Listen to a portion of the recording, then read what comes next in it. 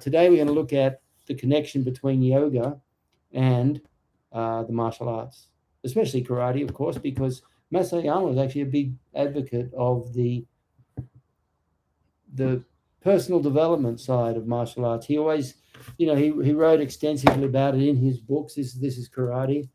It's also describes in the advanced karate book. He speaks extensively about yoga, and it's enough to say that the people of the Indus culture, that is the mainland of the subcontinent of India, which is now India and Pakistan and Bangladesh and Tibet and Bhutan, and all that was just one India many years ago.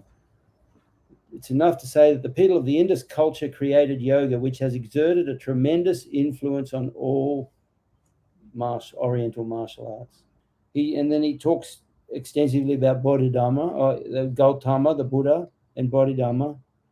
Yoga and its breathing discipline, known and practiced by many Indians, contributed much to the ancient battle techniques and later exerted a definitive influence on all the combat systems of the Orient, including karate. In addition to yoga breathing, Zen Buddhism was another important Indian contribution to karate development, since Zen is a variation of yoga. Very, very true. People forget that. It was through the religious sect, that advanced yoga techniques and knowledge reached China in the early period. I'm endlessly amazed at how observant Solsai's commentary in his books are all the time. To say that Buddhism, particularly Zen, is a variant of yoga is very true. We have to remember that, this is a great little book, Yoga of the Bhagavad Gita. And in this book, so this point here, chapter 4, verse 6, I think it is. Yeah, verse 7 and 8. This is an excerpt from the spiritual translation of the book by Yogananda, his commentary on the Bhagavad Gita. And Bhagavad Gita chapter 4, basically it gives just a couple of sentences which describe how you can actually find a universality in all the different religions.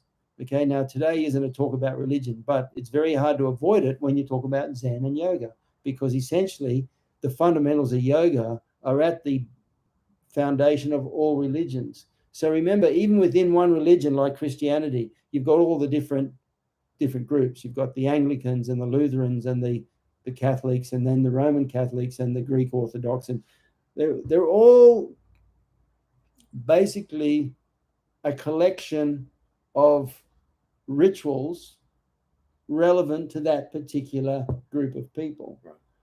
Just the same as you can look at the 5 major religions: Buddhism, Christianity, Judaism, Islam, and Hinduism, yoga.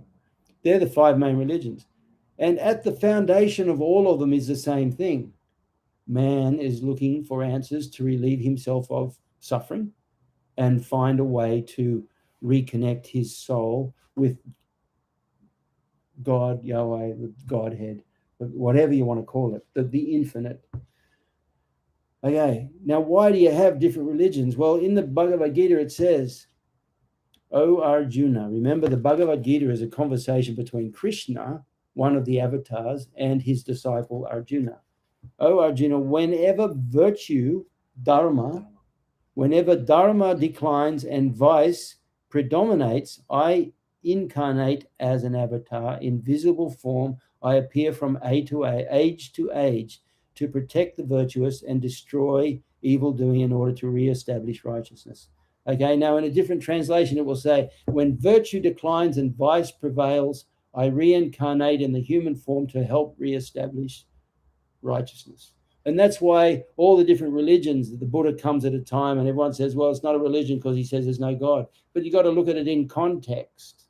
He came at a time when Hindus had gone so far to the left where they just decided that everything, they didn't have to do anything. Gotcha. Leave it in the hands of God. God will sort it out for you, just do or be. And just pray and God will look after you. And along comes Buddha and says, well, hang on a second. No, it doesn't work like that, because that's not the nature of life. life is you have to make the effort. Forget God. There is no God. It's all about you dealing with your day-to-day actions to overcome suffering. So that time that Buddha came in, it wasn't specifically it was to undo some of the stuff that the previous paradigms, the errors that started to creep in. Yeah, yes. Gotcha. And you could argue the same thing with the arrival of Jesus Christ, in that the Judeo-Christian, what is now known as Judeo-Christian religions, but at that time Judaism, had started to get a little lost. And so Jesus comes along and says, well, I'm going to help you reestablish the righteousness. Of course, whether they accept him or not is a different thing. So anyway, the point of what we're trying to say is that at the foundation, underlying all these different religions, is the same thing that underlies karate, is the same thing that underlies any activity designed to relieve us of a sense of pain, of want, and experience an ongoing sense of joyfulness. That's the ultimate goal of karate. You could be completely agnostic or completely atheist, and it doesn't matter. You can still find your way back there through your actions. Even in the Bible, it says, it's not those who call to me Lord, Lord, but those that do the will of my Father. In other words, it's got nothing to do whether you identify with one religion or another. It's all about your behavior, the actions you choose. All your actions are based on your belief system, your value system. And if your actions receive fulfillment, then it tells you that your belief system and your value system are on track. Yeah. So anyway, there's an interesting word there. It says, when virtue or dharma declines and vice prevails. Dharma is an interesting word. Okay. Dharma, and Dharma is a word that is fundamentally part of yoga. Dharma went to China, and the Sanskrit word Dharma in China became Dao, and in the martial arts became Do, Karate Do, Judo, Kendo, Aikido, exactly. And we were just talking about this before, and it's very interesting because that's what makes it a martial art as separate to purely a fighting system. So, for example, in the military today, the soldiers go off to boot camp and they learn how to kill with efficiency. They learn how to use weapons. They don't spend time meditating and trying to make themselves better people, even though a byproduct of their establishing good habits of self-control and so on may very well contribute to being better people. Yeah, and it seems to do that. Basically, the difference between karate jutsu and karate do is one is purely designed to be a fighting art. The other is a martial art which has as one of its primary objectives self-improvement.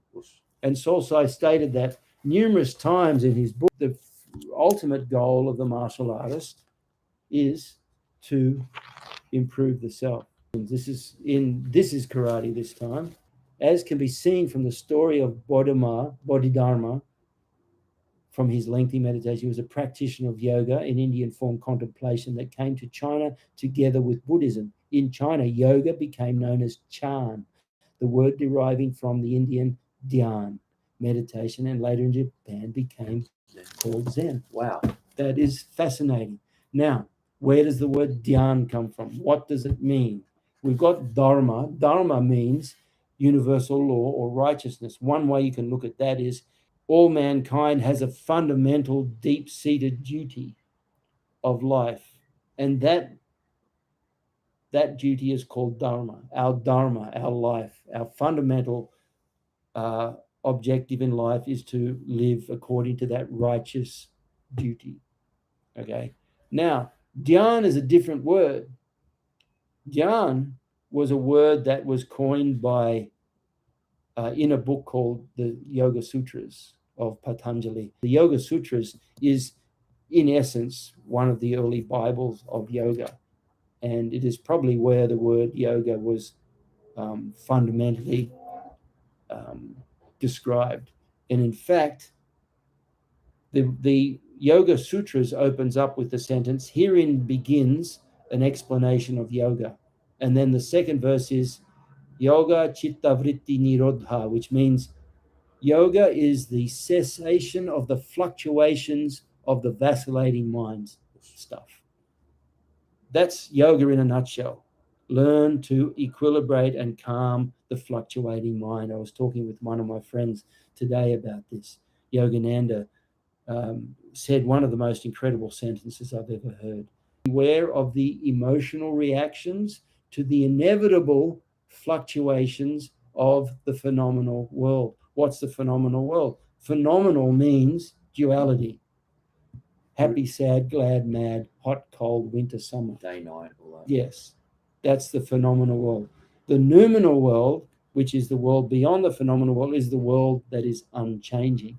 And our human consciousness, because it's a product of the phenomenal world, has trouble understanding what the noumenal world is.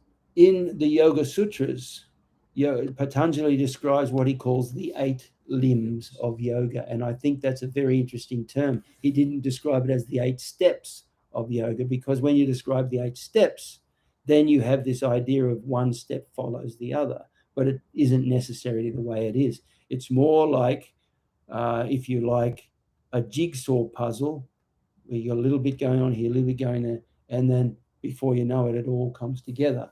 Well, the 8 limbs, yam, niyam, pranayam, yam, niyam, asan, pranayam, pratyahara, dharan, dhyan, samadhi. Okay, yam, niyam, they're the first 2 limbs. That means that's basically the 10 commandments, the things you do and the things you don't.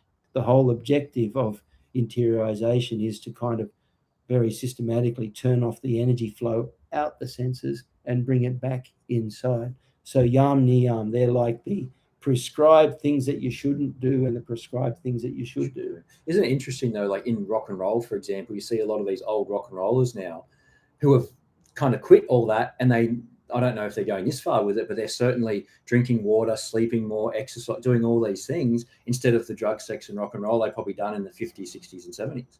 Well, yeah, you're right, and it's not just rock and rollers. Yeah. I'd say it's pretty well anyone who had a 20s lifestyle away from home at university and things like that. Gotcha. Awful lot of sex, drugs, and rock and roll. That's why they say youth is wasted on the youth. But at the same time, one day, so like Yogananda says, know it now and know it in 1,000 lifetimes. You've said that a lot. Yeah. So better late than never. Yeah. Okay, so yam, niyam, the first 2 limbs of the 8 limbs of yoga, means the things you shouldn't do, the things you should do. Be kind, don't steal, all that sort of stuff. The 10 commandments are a similar sort of thing. The third step is asana. Now, we were talking earlier, the yoga that we know today essentially is concentrated on this one point in the 8 limbs, and that is asana, which means posture. So all the yoga schools you see around, hot yoga, Iyengar yoga, Ashtanga yoga, all of those are 90% focused on posture. Why do you think that is? So, well, you've told me before, it's to teach. It's ultimately to teach them to be able to sit for long periods of time, meditation, to be physically adapt to do that. But today, I think the reason is for aesthetic reasons. Yeah, and everyone else is doing it. So, well, I mean, you focus. You do 2 hours of yoga every day. I guarantee your body's going to be healthy, you're youthful, beautiful, limber.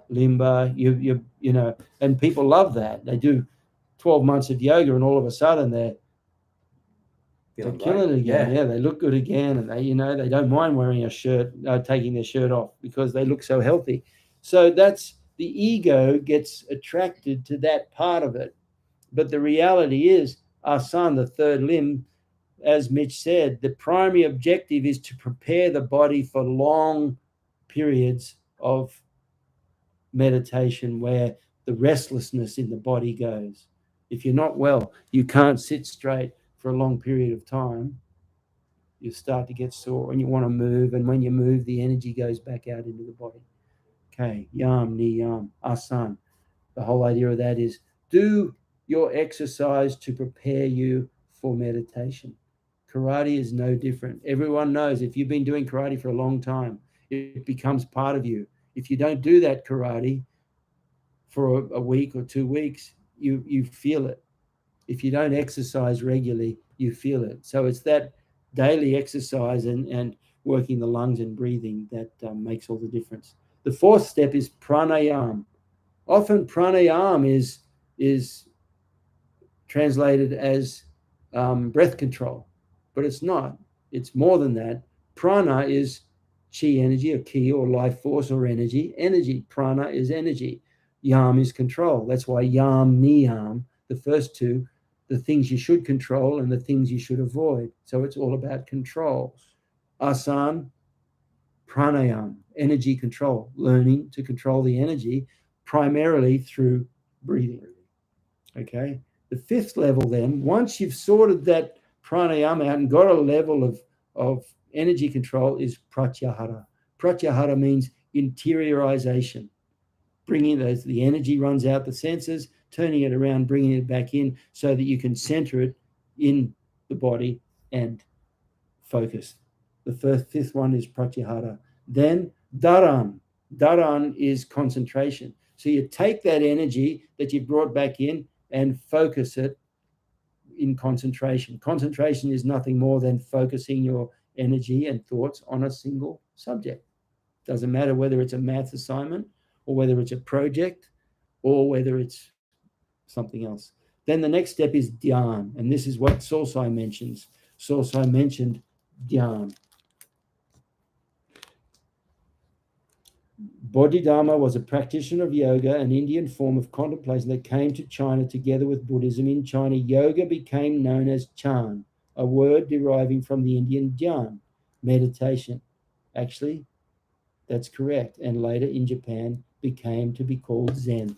So dhyan or Zen, even though it's one specific style of interiorized meditation, it actually is from the word dhyan, which means meditation. What's meditation? Dharan is concentration on a single point of focus.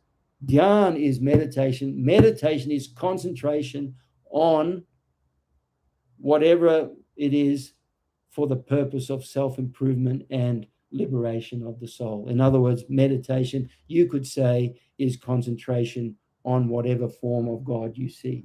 If you don't believe in God, whatever it is that you believe is necessary for self-improvement. That's what dhyan, that's what Zen means. And that's the connection between yoga and Zen. On one hand, you have Do, karate Do. Do is from Tao. Tao is from Dharma. Dharma is the righteous duty, the duty of us all. And this is where I think is so fascinating. Sitting in Sosai's office, his bookshelves were covered in books on Indian yoga, meditation, things like that. And Sosai's own books here were full of reference to. And they were written, when were they written? In the in the 50s and 60s. Yes. Yeah. The early ones in the 50s, the later ones in the 60s. That's very true. I cover my books, and these I would have covered back in the 70s, and the plastic starting to deteriorate. But anyway. Yeah, that's fascinating how it steps through. And when you talk about jitsu, for example, karate do or karate jitsu as an example, you think of judo, this is just my simple mind, and then jujitsu, it's funny how it came from jiu-jitsu, and then it went to judo, and now it's kind of jiu-jitsu aspect has come off again. And it's interesting how you've mentioned differences between gyms and dojos, and I'm just, in my mind, I'm wondering about the difference between arts that are do versus jitsu now. Like, is that kind of a parallel a little bit there? I think that's a really deep area to go into. It's very true, especially in the grappling arts these days. You've got so many guys that don't give two hoots about self-development. In fact, they can, even in karate schools and, kickboxing and all, there are a lot of martial arts systems, if you like, that focus on sport and then focus on money. And their objective has nothing to do with liberation of the soul and meditation. They don't care. So they could be argued that they're a jitsu form. So you had Aiki Jiu-Jitsu, Kenjutsu, Jiu-Jitsu, Karate Jutsu, even Sosai's original, when Sosai first opened his dojo, the sign wasn't Karate Do, it was Karate Jutsu, Oyama Dojo, Oyama Rokudan. He called himself a sixth dan. Even when he was in Goju, he was a seventh dan, went back to a sixth dan when he left Goju. So the difference between Jutsu and Do is very interesting because a lot of people just equate them as the same thing. It's just maybe a technical improvement. But the fact of the matter is, Do means Dharma. So Do would indicate that the self-improvement aspect is a central, necessary part of being involved in the martial arts. And you find more and more over time that parents are taking kids to martial arts and so on because they want those qualities of self-control, of humility, of kindness, of courage, all these qualities which come around as facets of self-improvement. In fact, I'm just wondering if I could find it in this book. There's I know I have it here somewhere. There is a list of 26 qualities of a godlike soul, and they're all the qualities of a warrior, interestingly enough, courage and all that sort of thing. I just wish I'd marked it. But anyway, more to the point, because of that Do, Karate Do, if you want to adhere to Karate Do, it means you are accepting the responsibility for self-improvement. And Sosai says that, even Gichin Funakoshi says the art of karate lies not in victory defeat, but in the ultimate self-improvement of the participants. And even Sosai was adamant that the thing that he wanted his students to be recognized for when they go into society is not how tough they are, but the quality of their personality as a human being contributing to society. Yeah. So being an asset to society, yes. Essentially. And you can look at the Dojo Kun, that's very much all about, becoming a better human being. And what to look up to and yes, so on. It doesn't give you 7 points on how to be a tougher fighter. Yeah. What it does is it gives you 7 points on how to be a better human being. And I think that's really, really significant. How did you get your connection between yoga and martial arts? Was it through Sosai, or was it something that you also pieced together outside of your... It's interesting. I'm just going to check these messages. Prodigal, how are you, man? Dwayne, Wushia, not to get ahead of things, but I was just pondering the value of spirituality in Buudo karate. Yeah, I mean, spirituality is a funny word. There's different interpretations of that, but spirituality, essentially, you could argue that it's, you have the physical condition, the mental condition, and the spiritual condition. You could argue there's an emotional condition in there too, but I would argue that emotions are a part of the brain, just a different part of the brain, the mind, the mental side. But the spiritual side, it becomes a matter, and this is just discussing what Dwayne's talking about, it becomes a matter of identification. And what I mean by that is, do I identify myself as this physical body, ashes to ashes, dust to dust, there's nothing before, nothing after, and this is the only life?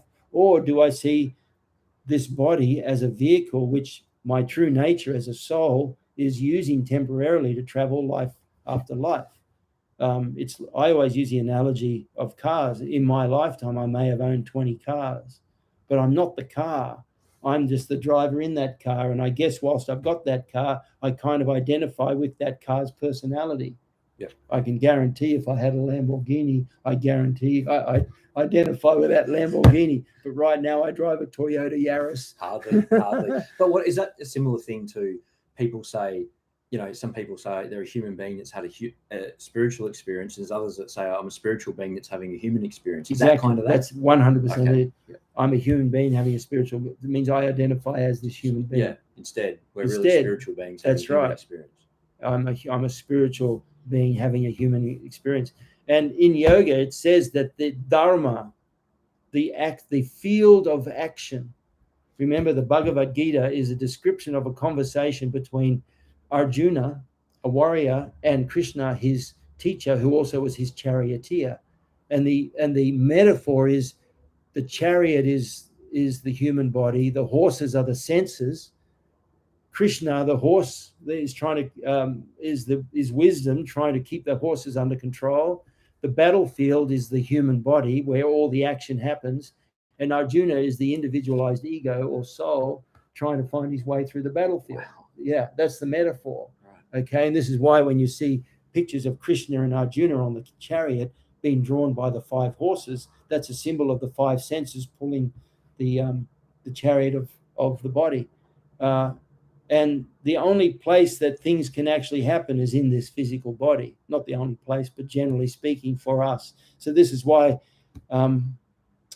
we have to keep coming back to the human body to sort out our karmic situation. So that's very interesting, because in that respect, it becomes a matter of identification. That if you, I hate to say it because, I'm not suggesting it, but if you're an atheist, if you really, really believe that there is nothing before and nothing after, then just end it. There's no point in life, because life is a ongoing suffering. Okay. But I think intrinsically, deep down in our nature, we know there's more to it than this. So this is why we hang in there and develop the qualities of the warrior to overcome this suffering, which is the essential nature of the physical body. You know that to be so because the body that we're in now is not the body 40 years ago. And what we used to be able to do as a kid, we can't do now because it hurts. It's painful, and that's suffering. That's a form of suffering. Another form of suffering is whatever starts ends. So you can, go, oh, we're going to have a great day today. We're going to go watch the footy. And it comes to an end. And you've got to go home. And that's a form of suffering in one way or another. Yeah, that's a really great point. The game ends. Yeah. So it's not a rant, Dwayne. It's actually a good point. The value of spirituality in Buudo karate. I think one of the reasons why we find lifelong adherence to karate, to Buudo karate, is because of that deep spiritual value that we find in it, especially in a society that is increasingly secular. When I was a little boy, we had church school on Wednesdays, Sunday school on Sunday.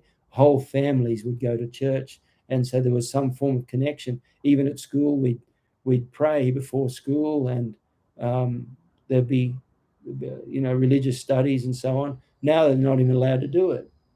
The society's become so left-wing that the notion that you're going to try and force religion down someone's throat, so as a result, there's a void that has to be filled. And that void is being filled, I think, in a very large way by martial arts. It's where now parents go to get the spiritual qualities that they used to get from Sunday school and church school and so on. Whether Sunday school and church school did a good job or not, that's secondary. That's not the point. The point is there has to be a source of spiritual wisdom somewhere. And for many, many people in society today, that's the martial arts. I've heard you say a number of times that the Dojo Kun and Solsai's 11 mottos could nearly be used as a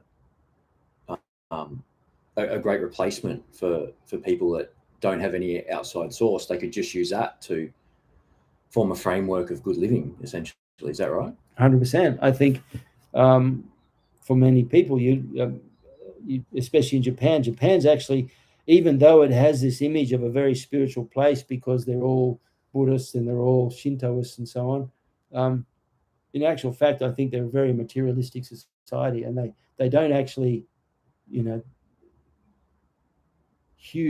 don't meditate by the millions in Japan. They actually work for money by the millions in Japan, and so they're very much a materialistic society. And so this is why so many people love someone like Solsai and love the martial arts, because that's their pseudo-religion. I always refer to the martial arts as a pseudo-religion. It's a form of religion. It's a roundabout way, because, and in Kyokushin, definitely if you had no guidance from a spiritual perspective, the Dojo Kun and Sosai's 11 mottos are very beautiful. They're a very beautiful form of instruction that basically will teach you a lot about the spiritual path. And the whole notion that Sosai says the martial arts is all about never giving up, always keeping on that spirit of us, Well, that's a very, very warrior-like attitude. And Yogananda's teacher, Sri Yukteswar, said something really interesting. He said, when man becomes a little enlightened, he begins to compare his experiences in the waking state with his experiences in the sleep state. And everyone's had that, or if they haven't, they will, where sometimes you go, did I dream that? Or did it actually happen? And Sri Yukteswar goes on to say, and knowing that your experiences in the sleep state are essentially a figment of your mind, they're essentially unreal, you begin to doubt the reality of your experiences in the waking state. Yes. At that point, you become then compelled to find the answers of life. And it's an incredible thing. When you then become compelled to seek the answers of the meaning of life, not just a casual curiosity, a compulsion, you're compelled to find those answers, you then become what's called a warrior. And your dharma, your life primary objective is to find out those answers. That's a very powerful thing. And this is why there's such a strong connection between people who are drawn to the martial arts and self-development and the spiritual path. I think it's very, very, very valuable. And it's so fitting, just from a rudimentary point of view too. It doesn't seem wise to become a real great fighter or destroyer of it, for lack of a better word, and not have the balance to be able to heal and to be able to address and to be able to minimize that or get around that too. It just, it seems very logical, just from that point of view. Of course. Toby from Macau, very cool. The Gita is incredible, and there are different translations of the Gita. Yogananda died in 52, but he translated a series of books and he designated when they were to be released. And his Bhagavad Gita was released, I think, in the late 90s, like 40 years after he died. And that, I think, is one of the most incredible spiritual interpretations of the Bhagavad Gita. The Bhagavad Gita is full of personalities, full of different people, and even Krishna and Arjuna are addressed at different times by different names. And you just take that, it's like me saying to Mitch, hey buddy, hey senpai, hey pal, all different names. They don't mean anything necessarily. But every time Krishna said, Madhusudana, which is another name for Krishna. And you read the translation, Yogananda's translation of it, and he points out that each time these different personalities are addressed by a different name, it actually refers to a different part of their consciousness that he's referring to. And every single personality in the Bhagavad Gita represents a part of human consciousness. It's incredible, amazing book. And his interpretation of the four Gospels, if you're a Christian, his interpretation of the four Gospels, 1,600 pages long, and the Professor Emeritus of Religious Studies at Oxford University said it was the most important contribution to Christianity in 1,000 years. Wow. Incredible stuff. So we have to realize that you need to do away, Yogananda points out, you don't need to worry about all the superficial rituals and rules of that particular sect. The key is finding what is universally applicable in all religions. That makes it universally applicable to all people. And that's what the word religion means. It means what that is, which is necessary to us all, And in that respect, if you see that, of course, people are damaged by religion, and especially by the behavior of different sects and different religions. You hear things all the time of a new religion comes up, and you think it's almost like just give it 10 years or 20 years, and and the next thing you know, you're hearing about all kinds of allegations. Things, yeah. And so of course people are damaged by that, and people their measure of what religion is what those people have done, which is like that's throwing the baby out with the bathwater. Yeah. It's like a karate guy goes off, becomes a hitman, and kills people. Oh, well, in that case, karate must be bad. It's completely not the point. And so this is why there is such value in seeing the connection between karate or martial arts and yoga. And when I say yoga, I mean Patanjali's yoga, yam, niyam, asan, pranayam, pratyahara, dharan, dhyan, samadhi. The 8 limbs, which gives you a process which you can develop over time. And that process is very similar to martial arts when it's treated as a martial art whose objective is the improvement of the individual. Oneself. Yeah. Yes. So interesting. It is.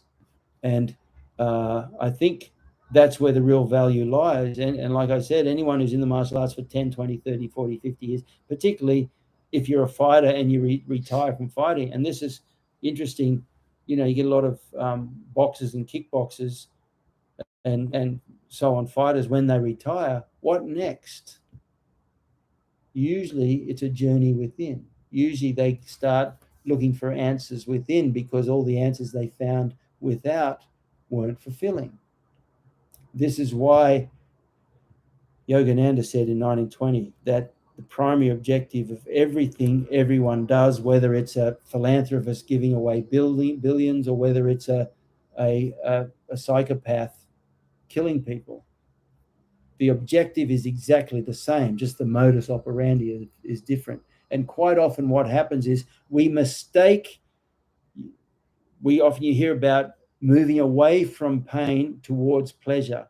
That's the usual succinct way of describing it. But there's a really big error in that pleasure does not move you away from pain, because it's part of the same duality. They exist with each other. It's as foolish as saying, I just want it to be summer all the time. Yeah. You got to play a different game. You can't. Is that what you can't? You can't.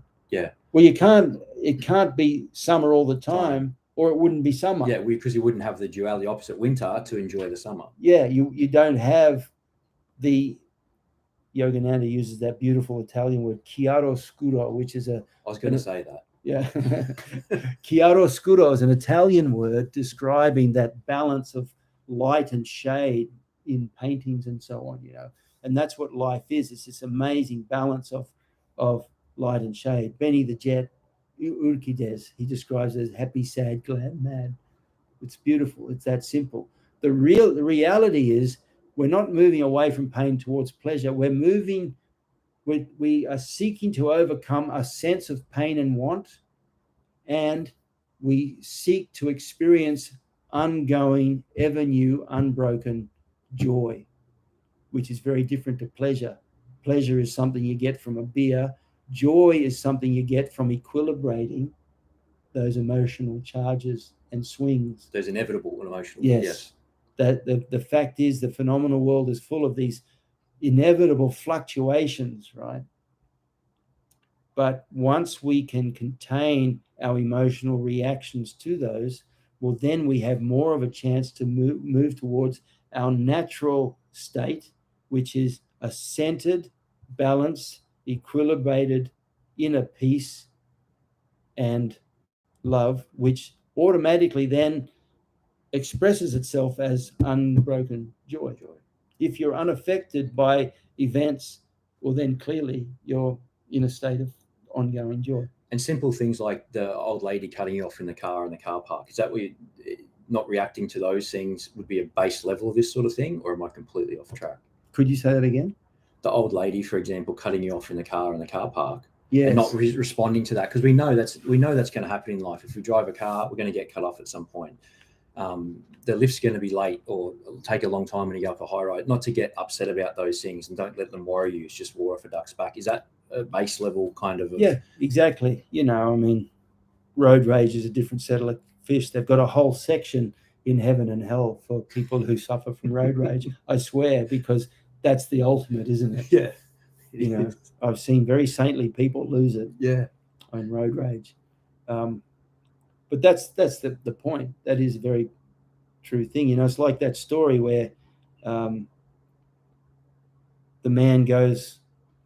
man's horses bolt, and then they come back, but his prize stallion is missing.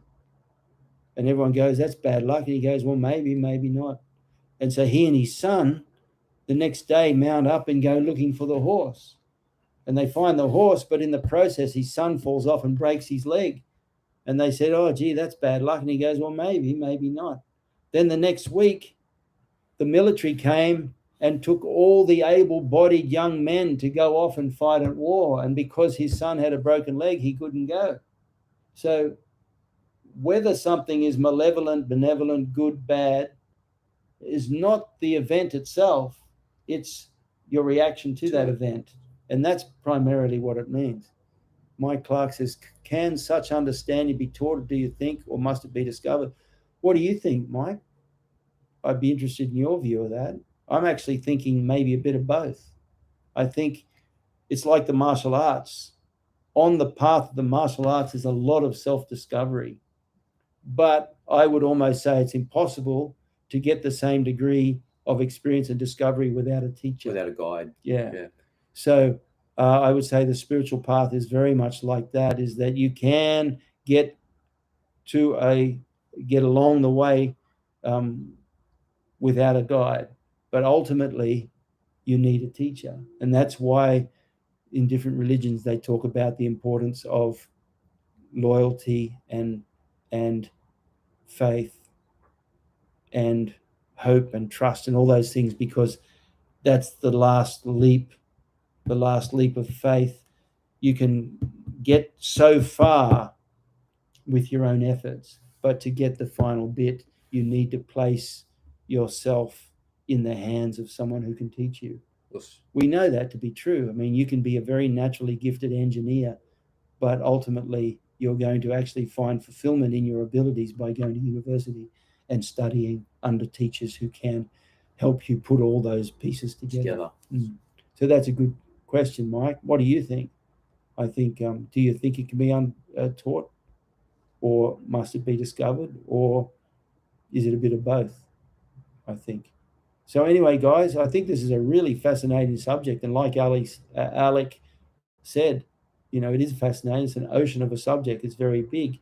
And the flip side is people can become very, very, it's like politics, people, you don't want to scratch someone of a certain political persuasion one way or another. I had a friend who'd been a friend for 30 years, and I mentioned something to her, and I wasn't even actually a follower of the person I mentioned to. I remember when Donald Trump was running for president, I was ambivalent either way. I just said, I just think he's going to win. You remember that? Yeah. I said, I just think he's going to win, not because he's this or that, but because I thought Hillary Clinton did a terrible job. And that friend of mine who'd been a friend, and that was back in 2018, right? 2016. She'd been a friend since 1981, and she dropped me, wiped me off Facebook and everything, simply because I'd had the gall to say that I thought maybe Donald Trump might win, So it's like politics. Religion is that's what they say. Don't talk about politics, religion. But the fact of the matter is, people are very, very, very stuck in their ways. I always think, the scientific process is all about taking a hypothesis and trying to disprove it. Yes. And yeah. But all the atheists, anything ever in the history of the world has ever disproved the possibility of a creative divine force, which is often called God. It's not like this God is some old man with a long beard looking very wise, like an old Chinaman sitting there in a throne in the corner of the universe directing things. that's a personification. Mickey Mouse is an anthropomorphization. It's the same sort of thing. We anthropomorphize because when a lot of this stuff was written, it was at a time when we didn't understand the possibility of an impersonal, creative, energetical force. You can go pretty deep here. Toughen up and started boxing at 12 years old, but at 13 because of Kung Fu Cinema 73. But the martial arts had something deeper. Yeah, I think there's more to it. And I think there's nothing, boxing. The boxers are the greatest hand people in the world. There's no doubt about it. But I think it's interesting too that we all get into the martial arts because of that reason. We think there is something more to it. And I think this is one of the problems with BJJ. Whether it's a problem or not, I don't know. For many BJJ people, it may not be a problem. But BJJ established itself on them being tough guys, being tough fighters. They go around and do what's called Dojo Yaburi. They go and beat up dojo, walk into a dojo and, smile on their face. Oh, yeah, no. And then they beat everyone up. And that was their way of showing how good BJJ is. Now, move forward 25, 30 years, and now they're trying to gain legitimate recognition as a martial art with all those qualities that comes with the martial art of self-improvement and so on. But the problem is their history makes it difficult. There are people I think are really doing a pretty good job. I think Carlos Gracie Jr. and his group, Gracie Baja, are doing a fantastic job at taking that raw fighting art and adding the spiritual, the self-improvement side to it. Okay, I think what they're doing is really solid. But for all intents and purposes, I think BJJ is struggling for its identification as a martial art simply because it spent so long trying to prove that it was just the toughest of all. The superior one. Yeah. And there may well have been, it's like you walk into certain Kyokushin dojos and go, yeah, well, I don't really care that you've got 5 stripes. Let's see how tough you are. And I think to a degree that legitimizes it. So I said, without the proof of real experience, without the experience of real fighting, there is no proof. Without proof, there's no trust. Without trust, there's no respect. And that's a very legitimate thing. And anything that came from Solsai is based on his experience. So if you don't have that proof of your training, then you can bet your bottom dollar that there's something missing. At the same time, it doesn't mean that because you adhere to the spiritual side of the martial arts, you don't have that proof either. Yeah, it's like Unko Itosu says in his Itosu Jugun, what became known as the 10 mottos of Itosu, which was actually an excerpt from a letter he wrote to the government to try and encourage karate to be introduced to schools in 1910. And he said, in one of his 10 mottos, he said, you can do karate as a real fighting art, or you can do karate for health and self-improvement. Both are good, just don't confuse them. Just don't think because you do karate you can fight, especially if your adherence is to the, well, I don't fight because, I meditate. You're not going to learn how to fight very well that way. No. And it's perfectly okay, just don't confuse. Yeah, on the flip side, it's fine to do that, but don't pretend it's otherwise. Yeah, exactly. I think the way is something internal, yet so many try to make it otherwise. In the end, we do or we don't. Yes, exactly. Your belief system and your core values drive your actions, and your actions determine who you really are, I think. And this is why there are so many travesties, so many lies and liars in the martial arts, because you get that belt and you can try to convince the world that you're something you're not. So they hide behind those black belts or in, red belts, red and white belts, all that sort of stuff. People call themselves something because they think that by having a high Dan, you've achieved some sort of deep spiritual development, which is just not true because they're not mutually exclusive. What I mean by that is getting a 5th, 6th, 7th, 8th, 10th Dan doesn't, on its flip side, mean you are overcoming spiritual shortcomings. It doesn't work like that. Okay, it's just a thing to hold your pants up, as I say. So yeah, it's something very internal, Sensei Mike. You're right, and we do or we don't. Your actions speak louder than your words. It's a bit like that good saying. What you do speak so loudly, I cannot hear what you say. Exactly. Saying, yeah, good point. There's a couple of sides to that too. You know, they say you lead by example. And the other thing too, we've now got a 3-month-old son. This one comes to mind all the time. And that no matter how hard you try to teach your children good manners, they always insist on copying their father. Oh boy. Yeah, ow. It's a bit like a black belt where the journey just begins. Whereas the white belt, you were taught to get the black belt. Yeah, well, that's Shodan, the first black belt level. Nothing breaks my heart more than people who get their black belt and you don't see them in the dojo anymore. Or if you do, you see them once a year. Or you see them 2, 3, 4 years later, and all of a sudden they come in for 6 months because they want their second Dan, as if they're going to get it based on that, you know. So they completely miss the point. But anyway, I think that's an interesting subject. And I hope you got something out of it. And if you did, fascinating. If you did get something out of it, help me grow the channel. Hit the subscribe, hit the little bell, pass the word around. That's the best way. Mention it if you've got YouTube, if you've got Facebook and so on. Share the link. And also, lately I've been turning off the monetization. Most people make money on YouTube by monetizing it. They add ads to it, and I turn off my monetization. So the only way I get anything out of this is the contributions of my Patreon family. So thank you very much to everybody who supports me through Patreon. It's made a huge difference.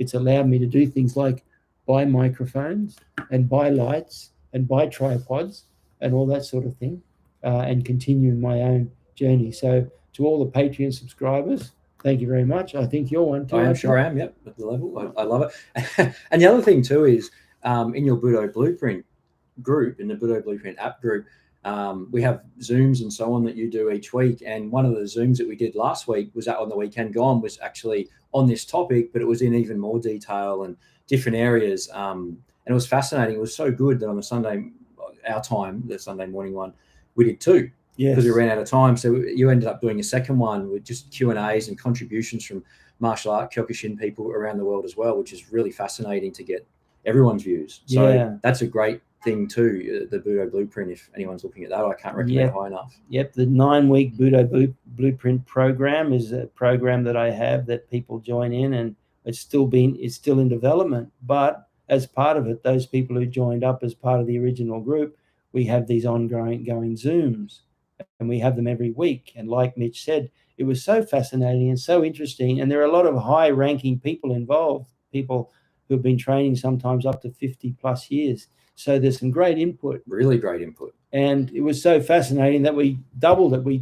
The Zoom ended. We actually did another Zoom and we doubled the length. It was really fascinating.